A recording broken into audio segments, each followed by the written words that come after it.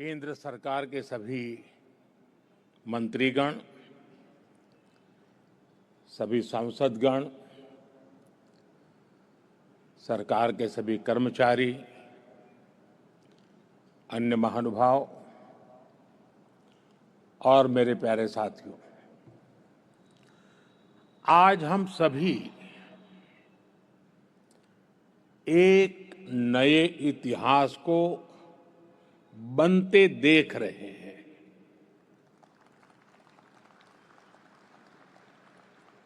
आज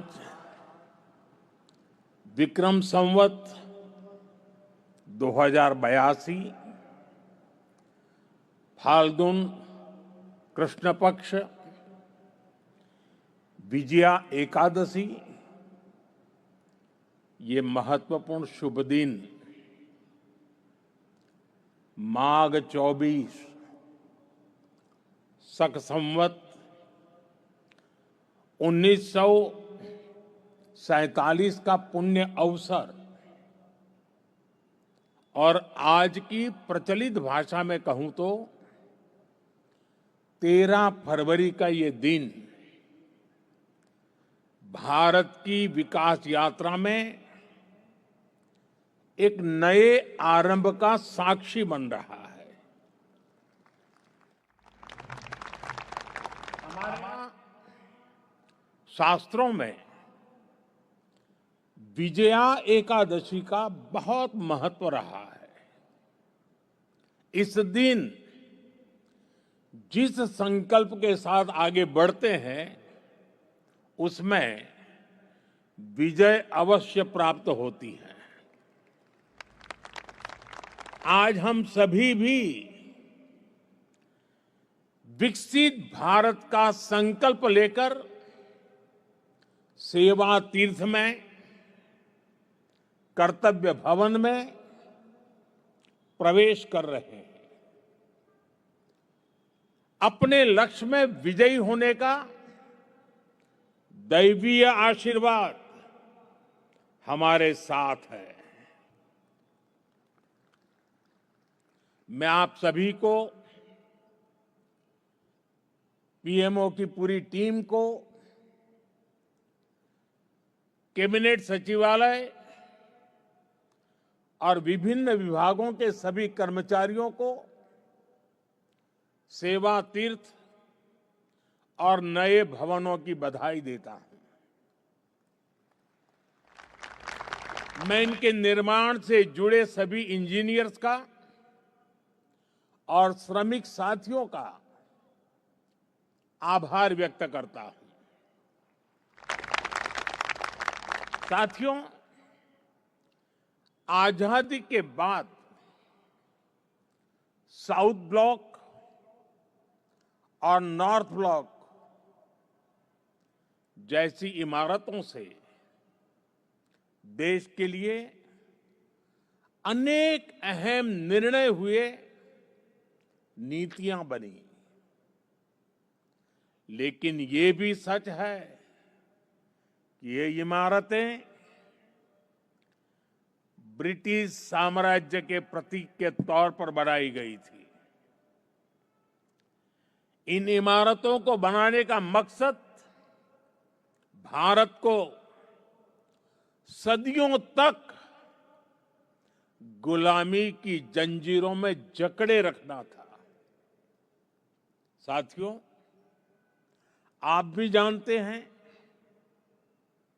एक समय था जब कोलकाता शहर देश की राजधानी हुआ करता था। लेकिन 1905 के बंगाल विभाजन के उस दौर में कोलकाता ब्रिटिश विरोधी आंदोलन का प्रबल केंद्र बन चुका था और इसलिए अंग्रेजों ने 1911 में भारत की राजधानी को कोलकाता से दिल्ली शिफ्ट किया और उसी के बाद अंग्रेजी हुकूमत की जरूरतों और उसकी सोच को ध्यान में रखकर नॉर्थ ब्लॉक, साउथ ब्लॉक जैसी इमारतें बनाने का काम शुरू हुआ। इसके बाद जब रायसीना हिल्स के इन भवनों का उद्घाटन हुआ था, तब उस समय के वायसरॉय ने कहा था, जो नए भवन बने हैं वो ब्रिटिश सम्राट की इच्छाओं के अनुरूप बने हैं। यानी उस दौर में ये भवन ब्रिटेन के महाराजा की सोच को गुलाम भारत की जमीन पर उतारने का माध्यम थे। रायसीना हिल्स का चुनाव भी इसलिए किया गया कि इमारतें अन्य इमारतों से ऊपर रहे, कोई उनकी बराबरी ना कर सके। अब संयोग से सेवा तीर्थ का ये पूरा परिसर किसी पहाड़ी पर न होकर जमीन से ज्यादा जुड़ा है। साउथ ब्लॉक और नॉर्थ ब्लॉक जैसी इमारतें जहां ब्रिटिश हुकूमत की सोच को लागू करने के लिए बनी थी, वहीं आज मैं गर्व के साथ कह सकता हूं कि सेवा तीर्थ और कर्तव्य भवन जैसे नए परिसर भारत की जनता की आकांक्षाओं को पूरा करने के लिए बने हैं। यहां से जो फैसले होंगे वो किसी महाराजा की सोच को नहीं, 140 करोड़ देशवासियों की अपेक्षाओं को आगे बढ़ाने का आधार बनेंगे। इसी अमृत भावना के साथ आज मैं ये सेवा तीर्थ, एक कर्तव्य भवन भारत की जनता को समर्पित कर रहा हूं। साथियों, इस समय 21वीं सदी का पहला क्वार्टर पूरा हो चुका है। ये आवश्यक है कि विकसित भारत की हमारी कल्पना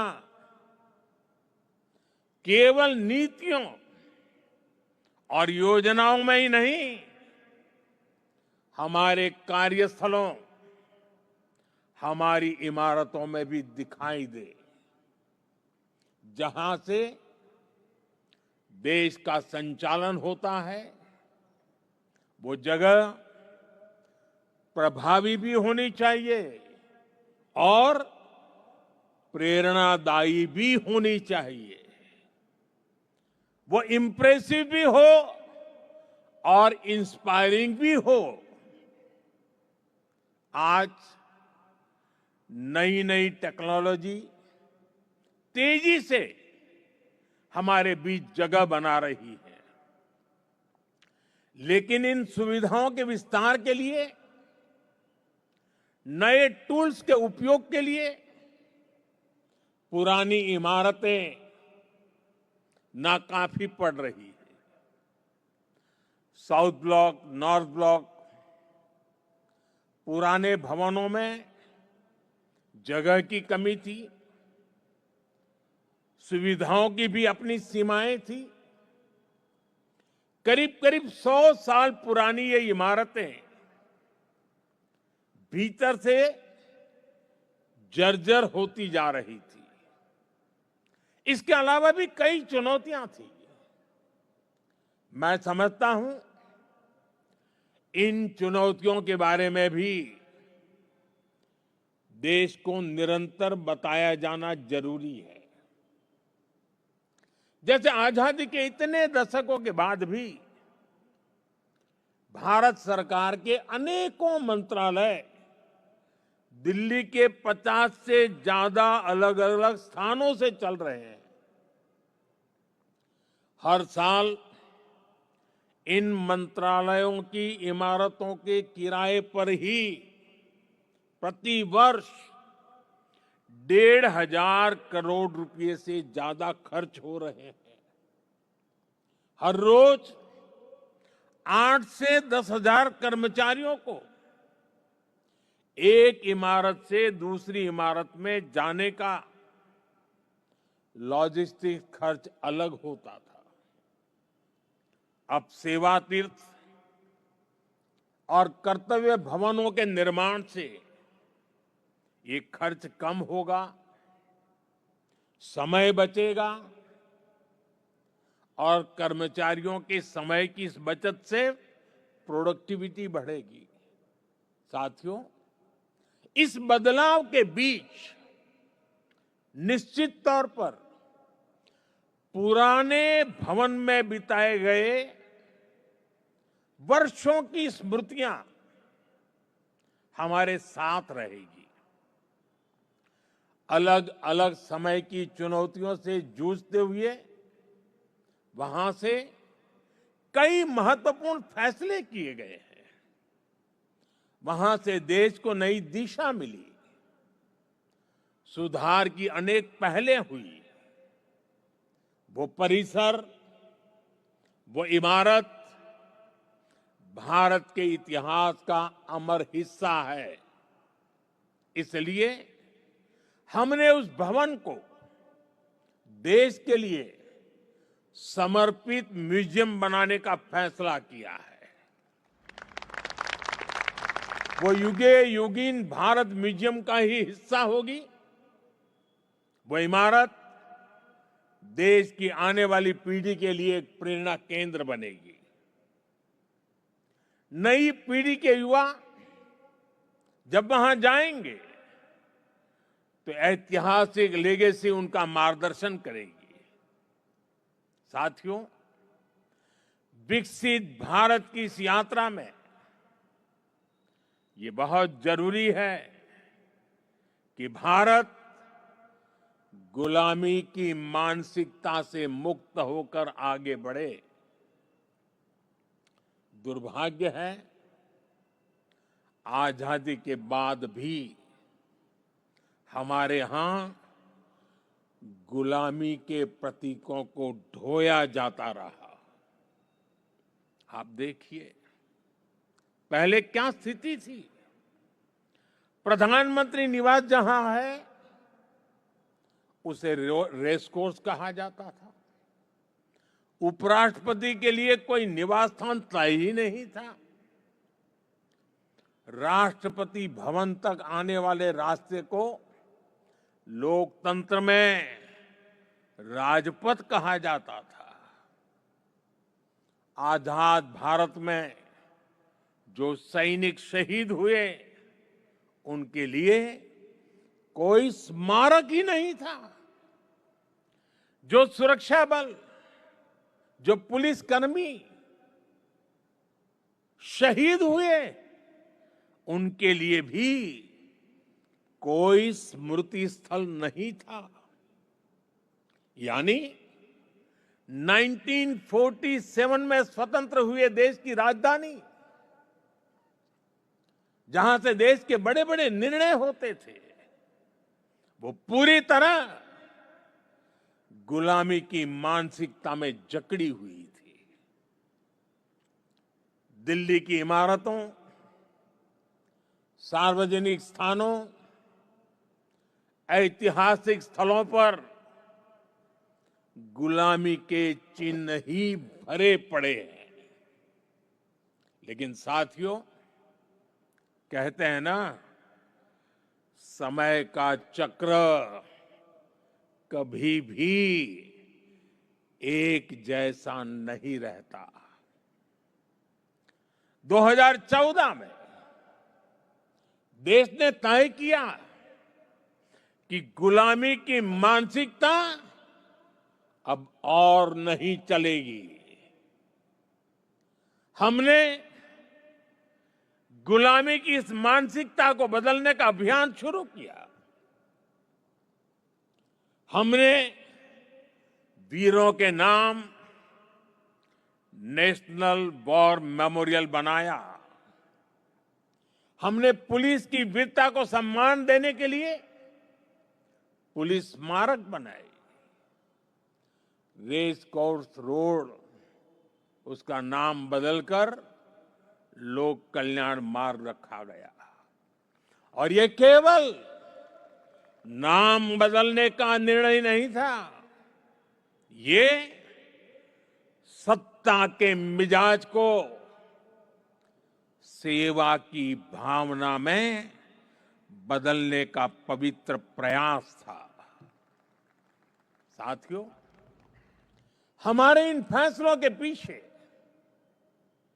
एक गहरी भावना है, एक विजन है। ये हमारे वर्तमान, हमारे अतीत और भविष्य को भारत के गौरव से जोड़ती है। जिस जगह को पहले राजपथ के नाम से जाना जाता था, वहां न पर्याप्त सुविधाएं थी, न आम नागरिकों के लिए समुचित व्यवस्था। हमने उसे कर्तव्य पथ के रूप में विकसित किया। आज वही स्थान परिवारों, बच्चों, देश भर से आने वाले नागरिकों के लिए एक जीवंत सार्वजनिक स्थल बन चुका है। इसी परिसर में नेताजी सुभाष चंद्र बोस की भव्य प्रतिमा स्थापित की गई। लंबे समय तक हमारी राजधानी में अपने महान नायकों की स्मृति को इस रूप में स्थान नहीं मिला था। हमने यह तय किया कि देश की नई पीढ़ी राजधानी के केंद्र में अपने नायकों से प्रेरणा ले। राष्ट्रपति भवन परिसर में भी परिवर्तन किए गए। मुगल गार्डन का नाम बदलकर अमृत उद्यान किया गया। जब पुरानी संसद के पास नए संसद भवन का निर्माण हुआ, तो हमने पुराने भवन को भुलाया नहीं। हमने उसे संविधान सदन के रूप में नई पहचान दी। जब अलग अलग मंत्रालयों को एक परिसर में लाया गया, तो उन भवनों को कर्तव्य भवन का नाम दिया गया। नाम बदलने की ये पहल केवल शब्दों का बदलाव नहीं है। इन सभी प्रयासों के पीछे वैचारिक सूत्रता एक ही है। स्वतंत्र भारत की स्वतंत्र पहचान, गुलामी से मुक्त निशान। साथियों, नए प्रधानमंत्री कार्यालय का नाम है सेवा तीर्थ। सेवा की भावना ही भारत की आत्मा है। सेवा की भावना ही भारत की पहचान है। श्री रामकृष्ण परमहंस जी कहते थे, शिव ज्ञान से जीव ज्ञान सेवा। यह विचार केवल आध्यात्मिक नहीं है, यह राष्ट्र निर्माण का दर्शन है। यह भवन हमें हर क्षण याद दिलाएगा कि शासन का अर्थ सेवा है, दायित्व का अर्थ समर्पण है। हमारे शास्त्रों में भी कहा गया है, सेवा परमो धर्म, अर्थात सेवा ही सबसे बड़ा धर्म है। भारतीय संस्कृति का यही विचार प्रधानमंत्री कार्यालय और सरकार का विजन है। इसलिए सेवा तीर्थ ये केवल एक नाम नहीं, ये एक संकल्प है। सेवा तीर्थ यानी नागरिक की सेवा से पवित्र हुआ स्थल, सेवा के संकल्प को सिद्धि तक ले जाने का स्थल। तीर्थ का अर्थ भी होता है तरति अनेन इति तीर्थ, अर्थात जो तारने की, पार करने की क्षमता रखे, जो लक्ष्यों की प्राप्ति में सहायक हो, वो तीर्थ है। आज भारत के सामने भी विकसित भारत का लक्ष्य है, आत्मनिर्भर भारत का लक्ष्य है। हमें करोड़ों देशवासियों को गरीबी से मुक्ति दिलानी है। हमें देश को गुलामी की मानसिकता से मुक्ति दिलानी है, और ये काम सेवा के सामर्थ्य से ही सिद्ध होगा। साथियों, आज जब भारत रिफॉर्म एक्सप्रेस पर सवार है, आज जब भारत अंतर्राष्ट्रीय संबंधों की एक नई गाथा लिख रहा है, आज जब नए नए ट्रेड एग्रीमेंट्स संभावनाओं के नए दरवाजे खोल रहे हैं, जब देश सैचुरेशन के लक्ष्य की ओर तेजी से बढ़ रहा है, तो सेवा तीर्थ और कर्तव्य भवनों में आप सबके काम की नई गति और आपका नया आत्मविश्वास देश के लक्ष्यों को प्राप्त करने में बहुत बड़ी भूमिका निभाएगा। साथियों, हमारी संस्कृति कहती है, हर शुभ कार्य से पहले स्वस्ति वाचन, मंगल की कामना, शुभ का संकल्प, वेद का मंत्र हमें दिशा देता है। आनो भद्राः क्रतवो यन्तु विश्वतः, अर्थात कल्याणकारी विचार हर दिशा से हम तक आते रहें, यही इस भवन की आत्मा होनी चाहिए।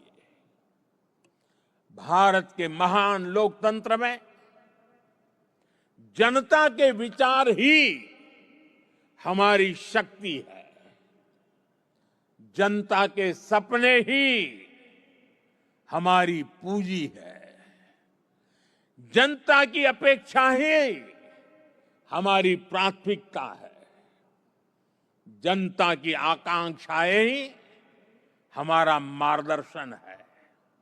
इन भावनाओं और इस भवन के बीच कोई दीवार नहीं होनी चाहिए, कोई दूरी नहीं होनी चाहिए। जब आप जनता के सपनों को समझेंगे, तभी नीतियां जीवंत होगी। जब आप जनता की आकांक्षाओं को महसूस करेंगे, तभी निर्णय प्रभावी होंगे। पिछले 11 वर्षों में हमने गवर्नेंस का एक नया मॉडल देखा है, एक ऐसा मॉडल जहां निर्णय का केंद्र भारत का नागरिक है। नागरिक देवो भव, ये केवल वाक्य नहीं है, ये हमारी कार्य संस्कृति है। इसे आत्मसात कर आपको इन नए भवनों में प्रवेश करना है। सेवा तीर्थ में लिया गया हर निर्णय, यहां चलने वाली हर फाइल, यहां बिताया गया हर क्षण 140 करोड़ देशवासियों के जीवन को बेहतर बनाने के लिए होना चाहिए। मैं हर अधिकारी से, हर कर्मचारी से, हर कर्मयोगी से कहना चाहता हूं, जब भी आप इस भवन में कदम रखें, पल भर के लिए रुक जाएं, कुछ क्षण ठहरे, अपने आप से पूछे, क्या आज का मेरा कार्य करोड़ों देशवासियों के जीवन को आसान बनाएगा? यही आत्ममंथन इस स्थान की सबसे बड़ी शक्ति बनेगा। साथियों, हम यहां अधिकार दिखाने नहीं आए हैं, हम यहां जिम्मेदारी निभाने आए हैं। और हमने देखा है, जब शासन सेवा भाव से चलता है तो परिणाम भी असाधारण होते हैं। और तभी तो 25 करोड़ लोग गरीबी से बाहर निकलते हैं, तभी तो अर्थव्यवस्था नई गति पकड़ती है। साथियों, आज विकसित भारत 2047 सिर्फ हमारा लक्ष्य नहीं है, यह विश्व की निगाहों में भारत की प्रतिज्ञा है। और इसलिए यहां बनने वाली हर नीति, यहां होने वाला हर निर्णय सेवा की निरंतर भावना से प्रेरित होना चाहिए। और एक दिन जब आप सेवानिवृत्त होकर या स्थानांतरण के बाद इस भवन से विदा लेंगे, आप पीछे मुड़कर देखेंगे, अपने आज के दिनों को गर्व के साथ याद करेंगे। तब आप स्वयं से कह सकेंगे कि हां, जितने दिन मैं सेवा तीर्थ में रहा, कर्तव्य भवन में रहा, हर दिन मैंने देश के नागरिकों की सेवा की, हर निर्णय राष्ट्र के हित में लिया। वह क्षण आपको सुकून देगा, वह क्षण आपकी सबसे बड़ी उपलब्धि होगा, वह क्षण आपकी व्यक्तिगत पूंजी होगा। और वही पूंजी आपके जीवन को गौरव से भर देगी। साथियों, महात्मा गांधी की भावना थी, कर्तव्य की बुनियाद पर ही अधिकार की भव्य इमारत का निर्माण होता है। जब हम अपना कर्तव्य निभाते हैं तो बड़ी से बड़ी चुनौती से टकरा सकते हैं, उसका समाधान कर सकते हैं। हमारे संविधान निर्माताओं ने इसलिए ही कर्तव्य पर बहुत जोर दिया है। और इसलिए हमें याद रखना है, कोटि कोटि देशवासियों के सपनों को साकार करने का आधार है कर्तव्य। कर्तव्य आरंभ है, कर्तव्य इस जीवंत राष्ट्र की प्राणवायु है। करुणा और कर्मठता के स्नेह सूत्र में बंधा कर्म है कर्तव्य, संकल्पों की आस है कर्तव्य, परिश्रम की पराकाष्ठा है कर्तव्य, हर समस्या का समाधान है कर्तव्य, विकसित भारत का विश्वास है कर्तव्य। कर्तव्य समता है, कर्तव्य ममता है, कर्तव्य सार्वभौमिक है, कर्तव्य सर्वस्पर्शी है। सबका साथ, सबका विकास के भाव में पिरोया मंत्र है कर्तव्य। राष्ट्र के प्रति समर्पण का भाव है कर्तव्य। हर जीवन में ज्योति जगा दे वो इच्छा शक्ति है कर्तव्य। आत्मनिर्भर भारत का उल्लास है कर्तव्य। भावी पीढ़ी के उज्जवल भविष्य की गारंटी है कर्तव्य। मां भारती की प्राण ऊर्जा का ध्वजवाहक है कर्तव्य। राष्ट्र के प्रति भक्ति भाव से किया हर कार्य है कर्तव्य। नागरिक देवो भव की साधना का जागरूक पथ है कर्तव्य। साथियों, कर्तव्य की इसी भावना से, इस भावना को सर्वोपरि रखते हुए हमें सेवा तीर्थ और नए बने भवनों में कर्तव्य भाव से प्रवेश करना है। साथियों, आज भारत तेजी से आगे बढ़ रहा है, एक नई ऊंचाई की ओर, एक नए युग की ओर।